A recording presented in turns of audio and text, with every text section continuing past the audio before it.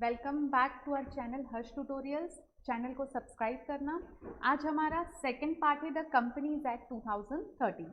Last lecture में हमने companies act 2013 का इंट्रोडक्शन देखा था, जहां पर हमने कंपनी क्या होती है वो देखा, कंपनी के फीचर्स क्या होते हैं वो देखा, एडवांटेजेस देखे, डिसएडवांटेजेस देखे, कितनी टाइप ऑफ कंपनीज होती है वो भी हमने उस चैप्टर में कवर किया था। प्लस हमने ये भी देखा था कि अगर कंपनी कुछ गड़बड़ करती है, कंपनी के पीछे कोई लोग कुछ गड़बड़ करते हैं तो कॉर्पोरेट विल रेज की जाती है। उसके बाद हमने ये भी देखा कंस्ट्रक्टिव नोटिस, इंडोर मैनेजमेंट, ऐसे कुछ डॉक्ट्राइन्स हमने देखे थे जो कि बहुत इंपॉर्टेंट थे। आज इस चैप्टर में हम क्या देखने वाले, ये चैप्टर जो है पूरा 3 पार्ट्स में डिवाइड है। पहला हम मेंबर्स के बारे में पढ़ेंगे, सेकेंड पार्ट जो है वो है डायरेक्टर्स के बारे में, और थर्ड पार्ट जो इसके अंदर होगा वो होगा मीटिंग्स के बारे में। तो फर्स्ट जो पार्ट है, जो मेंबर हम अभी स्टार्ट कर रहे हैं, उसमें हम क्या पढ़ेंगे मैम? उसमें हम पढ़ेंगे कि मेंबर कौन होता है मेंबर ऑफ कंपनी।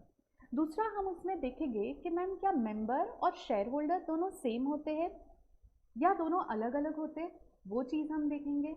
हम मेंबर का डेफिनेशन देखेंगे, इसमें कौन बन सकता है मेंबर ऑफ कंपनी, वो भी हम इसमें देखेंगे।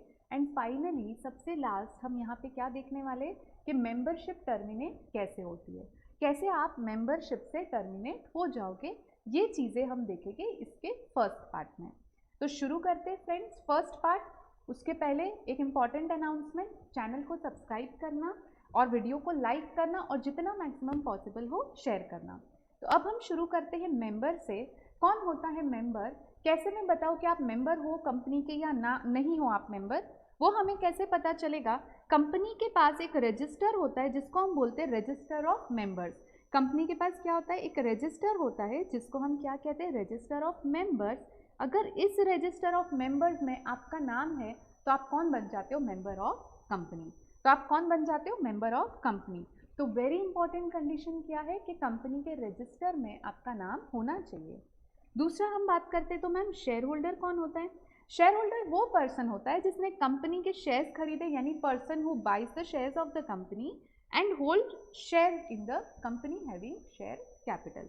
तो फिर से अगर एक बार हम बोले तो मेंबर कौन होता है? जिसका नाम होगा रजिस्टर ऑफ मेंबर में। शेयर होल्डर कौन होगा? जिसने शेयर्स को होल्ड करके रखा है, जिसने कंपनी के शेयर्स को बाई किया है। जब इस शेयर होल्डर का नाम रजिस्टर ऑफ मेंबर में एंटर हो जाएगा तब वो क्या कहलाएगा? मेंबर। तब हम ये बोलेंगे कि शेयर होल्डर ही कौन है? Member of company. यहाँ तक सबको क्लियर हो गया होगा। आगे हम क्या देखेंगे? Definition of member. ये तो हमने मेंबर का नॉर्मल मीनिंग समझा है, पर उसको कैसे डिफाइन किया है कंपनीज एक्ट में वो हम देखेंगे।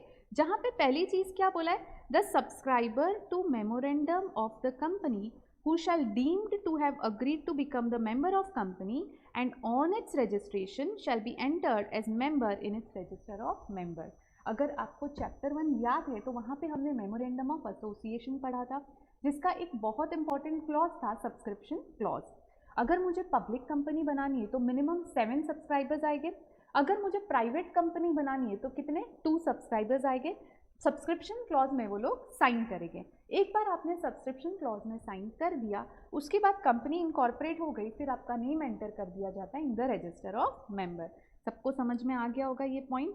सेकेंड पॉइंट क्या बोलता है? Every other person who agrees in writing to become a member of company and whose name is entered in register of member. Agrees in writing मतलब क्या? एक अग्रीमेंट होगा, उस पर हम साइन करेंगे, लिख के देंगे कि I agree to become member of company. कब पॉसिबल है ये? In the case of transfer of shares. अगर मैंने शेयर्स किसी को बेच दिए तो परचेजर क्या करेगा? अग्री करेगा, वो साइन करेगा, शेयर्स को खरीदेगा और उसका नाम आ जाएगा in the register of member. Third point की अगर हम बात करें तो ये डेफिनेशन ऐसा बोलता है, every person holding shares of the company and whose name is entered as beneficial owner in the records of depository. इसको बहुत डिटेल में डिस्कस किया है। क्या होता है depository? National securities depository limited and central depository securities limited, CDSL NSDL। ये अगर आपको याद होगा तो हमने पूरा डायग्राम बना के डिस्कस किया था। अगर इनके रिकॉर्ड्स में आपका नाम है एज अ बेनिफिशियल ओनर तो आप क्या बन जाते हो? Share holder of company. आप क्या बन जाते हो? Member of company. यहाँ तक इजी सबको। अब क्या राइट होते हैं मैम मेंबर्स के? तो राइट्स तो एकदम इजी है। अगर आप मेंबर हो कंपनी के तो आप क्या करोगे? डायरेक्टर को इलेक्ट कर सकते हो, पार्टिसिपेट कर सकते हो in the management of company. Direct participation possible है क्या? डायरेक्ट पार्टिसिपेशन पॉसिबल नहीं है। आप कैसे पार्टिसिपेट करोगे? डायरेक्टर को अपॉइंट करते।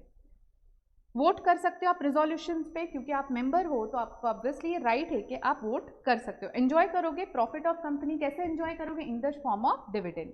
अप्लाई करोगे कोर्ट में अगर कोई ऑपरेशन या मिसमैनेजमेंट हुआ है तो, यानी कि कोई आपको लग रहा है कि कंपनी में गड़बड़ी और फंड्स हो रही है, कोई मिसमैनेजमेंट हो रहा है, तो आप अप्लाई कर सकते हो कोर्ट को। आप अप्लाई कर सकते हो for winding up of company. Member के पास इतना भी पावर है कि वो अप्लाई करेगा for winding up of company. To share in the surplus on winding up. Winding up के टाइम पे क्या होता है? आपके एसेट्स बेच दिए जाते हैं और क्रेडिटर्स और सबको पे ऑफ किया जाता है। इन सबके पे ऑफ होने के बाद अगर कुछ सरप्लस बच गया तो किसको मिलता है? मेंबर को। मेंबर के पास एक और राइट है, to call extraordinary general meeting. मुझे लगता है ये सबको समझ में आ गया रहेगा, इतना डिफिकल्ट नहीं है, ईजी है बट येट इंपॉर्टेंट है। सेकेंड हम देखते हैं प्रिंसिपल राइट्स विच शेयर में कैरी, यानी कि अगर मैं शेयर होल्डर हूँ तो मेरे पास कौन से पर्टिकुलर राइट है? Right to receive dividend, yes dividend मिलेगा मुझे। अगर मैं शेयर होल्डर हूँ तो ऑब्वियसली मुझे डिविडेंड मिलेगा। Right to vote at meeting, voting right है मेरे पास। Right in winding up of the company, company जब वाइंड अप हो जाएगी तो सारे डेट क्लियर करने के बाद अगर कुछ भी एक्सेस बचा तो वो एक्सेस किसको मिलेगा? शेयर होल्डर को। तो ये इतना तो ईजी है, आई डोंट थिंक सो यहाँ पे आपको कुछ भी डाउट आएगा। मेंबर वाला जो टॉपिक है ये वैसे भी बहुत ही ईजी टॉपिक है। फिर हम देखते हैं ज्वाइंट शेयर होल्डर। क्या होता है मैम ये ज्वाइंट शेयर होल्डर? बहुत ईजी, शेयर्स जो हमने ज्वाइंटली होल्ड करके रखे। पॉसिबल, दो लोग मिलके एक शेयर खरीदे, ऑब्वियसली पॉसिबल है, तो उसको हम क्या बोलते हैं? Joint share holder. अगर ज्वाइंट शेयर होल्डर में से किसी एक की डेथ हो जाती है तो शेयर्स किसके नाम पे रजिस्टर हो जाते हैं? जो जिंदा बच गया उसके नाम पे। एकदम ही लॉजिकल है ये पॉइंट। अब हम इंपॉर्टेंट टॉपिक क्या देखेंगे? Distinction between member and share holder. क्या मेंबर और शेयर होल्डर सेम होते हैं या अलग अलग होते हैं, वो हम यहाँ पे देखेंगे। तो स्टूडेंट्स अगर मैं आपको बोलूँ ना तो मेंबर और शेयर होल्डर्स को हम इंटरचेंजेबली यूज कर सकते, यानी कि ऐसा देखा जाए तो दोनों सेम ही होते। तो कब ऐसा होता है कि मेंबर अलग शेयर होल्डर अलग? तो ये कुछ सिचुएशंस बेस्ड होता है। कैसी सिचुएशन?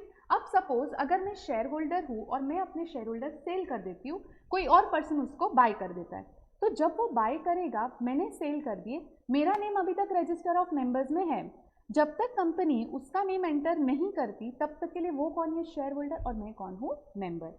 तो बस इस केस में शेयर होल्डर और मेंबर अलग होता है। दूसरा और एक केस जहाँ पे हम बात करते हैं ट्रांसमिशन की। मैंने आपको हमेशा कहा है ट्रांसफर के साथ ट्रांसमिशन आता है। ट्रांसफर क्या होता है? खुद की इच्छा से बेच दिए।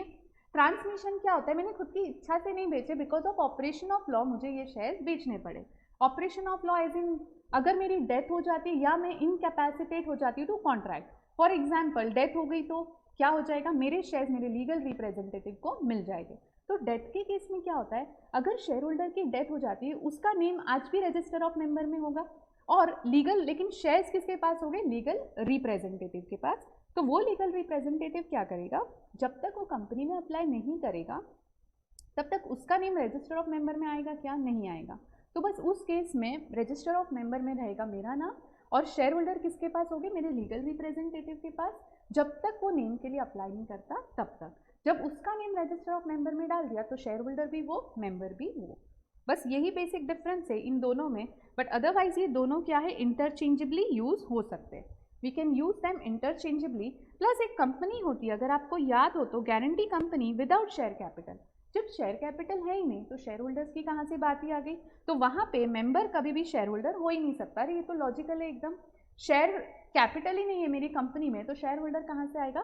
तो उस केस में मेंबर कभी भी शेयर होल्डर नहीं हो सकता।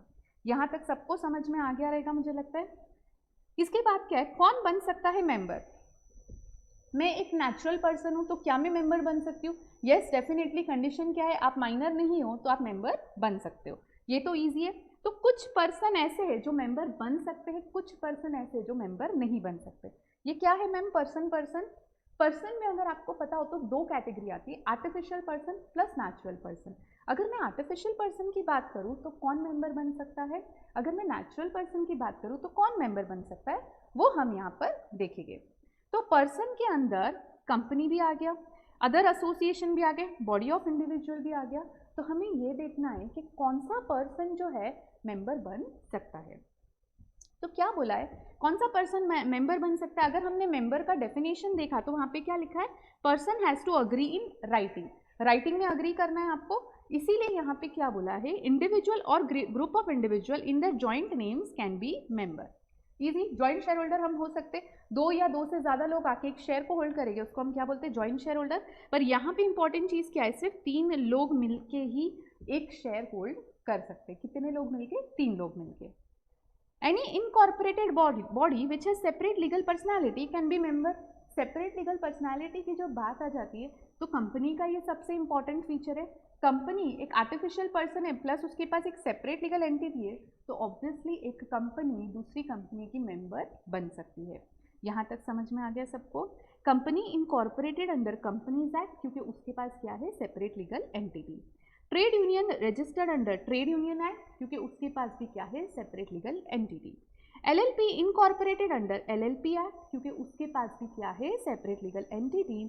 Cooperative society registered under cooperative societies act, इसके पास भी क्या है, सेपरेट लीगल एंटिटी, तो ये भी क्या बन सकता है, मेंबर। और लास्ट में society registered under multi state cooperative society act, ये सब पर्सन जो और ये सब क्या बन सकते हैं, member. Any body incorporated under any statute can be a member. जब इनकॉर्पोरेशन वर्ड आ गया ना, मतलब लॉ ने उसको क्या दे दिया है, सेपरेट लीगल एग्जिस्टेंस, तो वो बन सकता है मेंबर। मैम क्या गवर्नमेंट ऑफ इंडिया मेंबर बन सकता है? यस, डेफिनेटली बन सकता है। कैसे बनेगा, गवर्नमेंट ऑफ इंडिया मेंबर बन सकता है और शेयर्स को वो होल्ड करेगा इन the name of president of India. Government of India भी बन सकता है मेंबर और शेयर्स को किस नेम पे होल्ड करेगा, इन the name of president of India. Similarly state government जो है वो भी मेंबर बन सकता है और वो जो है शेयर होल्ड करेगा इन द नेम ऑफ गवर्नर। किसके नेम में वो शेयर होल्ड करेगा, इन द नेम ऑफ गवर्नर। ठीक है, तो अभी हमने ये सब चीजें तो देख ली कि क्या मैं मेंबर बन सकता हूँ, कौन मेंबर नहीं बन सकता है, नेचुरल पर्सन का क्राइटेरिया क्या है। अब हम उसको थोड़ा सा इन डेप्थ एनालाइज करते हैं।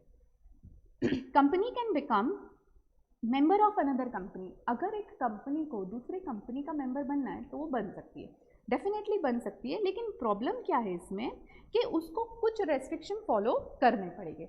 कैसे रेस्ट्रिक्शन फॉलो करने पड़ेंगे?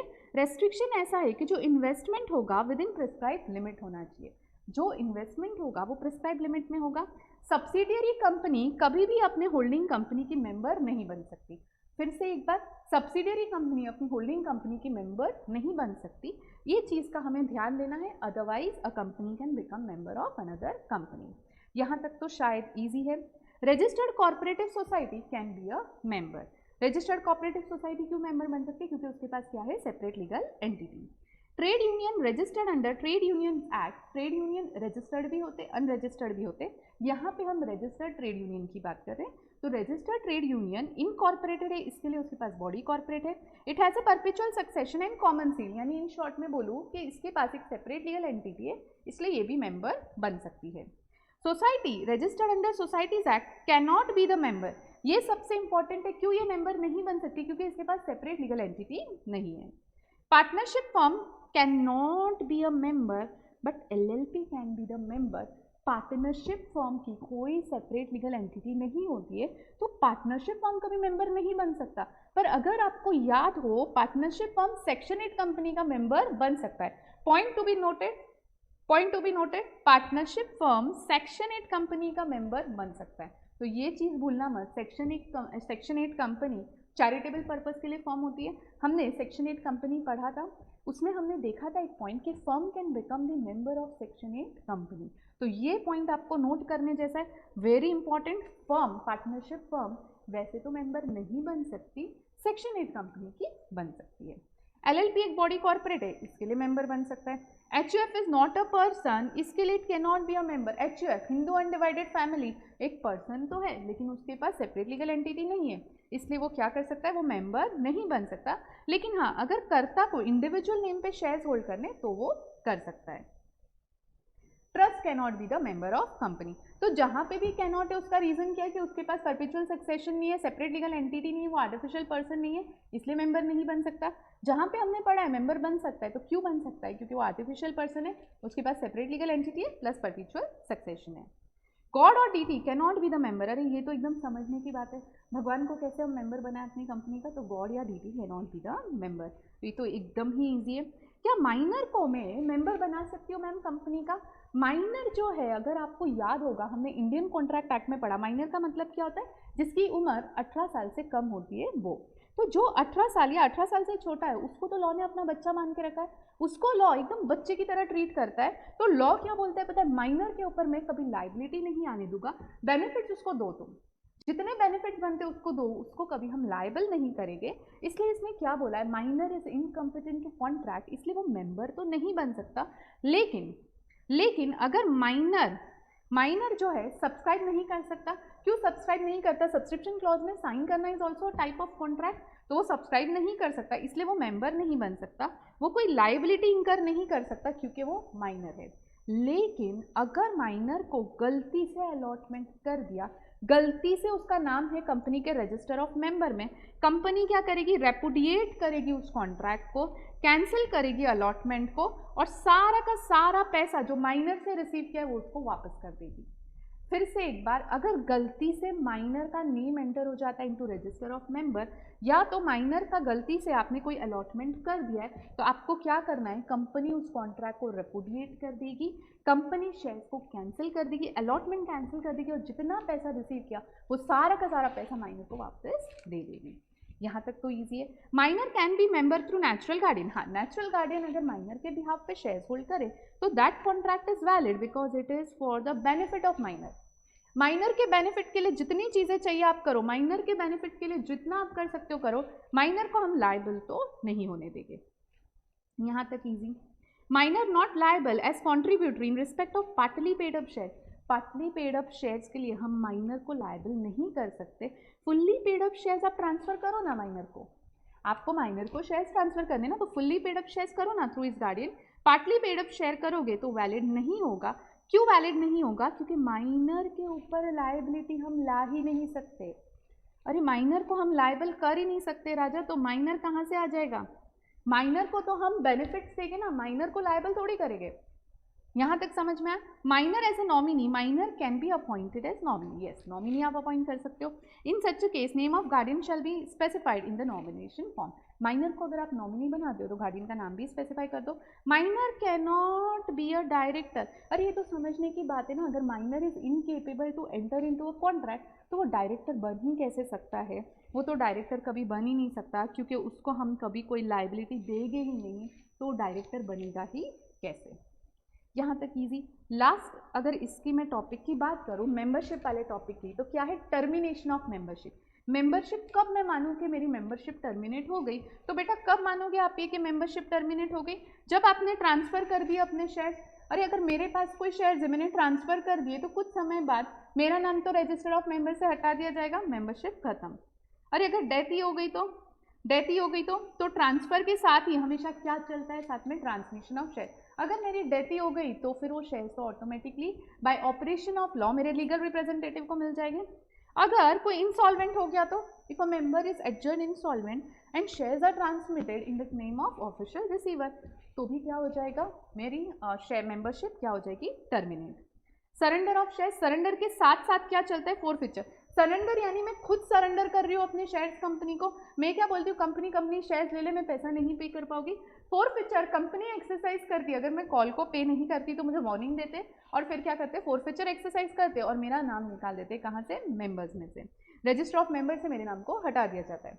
Company exercising lean on shares and selling them, company ने बोला लीन एक्सरसाइज क्या, यानी कि मेरे शेयर्स के ऊपर पोजेशनरी लीन रखा है कंपनी ने और वो बेच दिए तो मेरी मेंबरशिप चली गई।